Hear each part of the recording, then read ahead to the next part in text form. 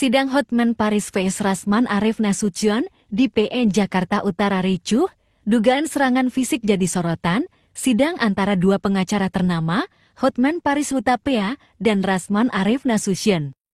Di Pengadilan Negeri PN Jakarta Utara pada Kamis 6 Februari 2025 berubah menjadi ajang ketegangan yang tidak terduga. Persidangan yang awalnya berjalan seperti biasa mendadak ricuh setelah Rasman diduga melakukan tindakan agresif terhadap Hotman di tengah jalannya sidang. Insiden ini langsung menjadi perbincangan panas di media sosial. Banyak yang mempertanyakan bagaimana persidangan yang seharusnya berjalan dengan fokus pada aspek hukum justru berubah menjadi konfrontasi fisik yang dramatis, momen ketegangan yang terekam di persidangan. Menurut saksi mata di ruang sidang, suasana mulai memanas ketika Rasman Arif Nasution tiba-tiba berdiri dan berjalan mendekati Hotman Paris. Gerakan mendadaknya membuat suasana menjadi tegang, terutama ketika ia terlihat mengangkat tangan. Diduga hendak melakukan aksi ofensif terhadap lawan debatnya. Namun, Hotman Paris yang dikenal dengan sikap santainya tampak tidak gentar.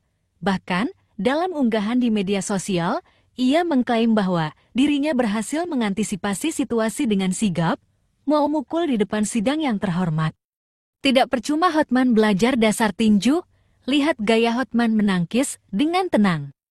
Tulisnya dalam unggahan Instagram pribadinya. Kejadian ini membuat petugas keamanan pengadilan segera turun tangan untuk mengendalikan situasi.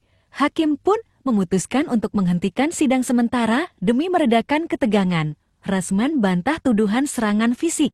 Di sisi lain, pihak Rasman Arif Nasution membantah tudingan bahwa dirinya telah melakukan serangan fisik melalui kuasa hukumnya, Rahmat Riyadi. Mereka menegaskan bahwa Rasman hanya bermaksud untuk mendekati Hotman guna menyampaikan peringatan terkait sidang lanjutan yang akan digelar pada 20 Februari tahun 2025.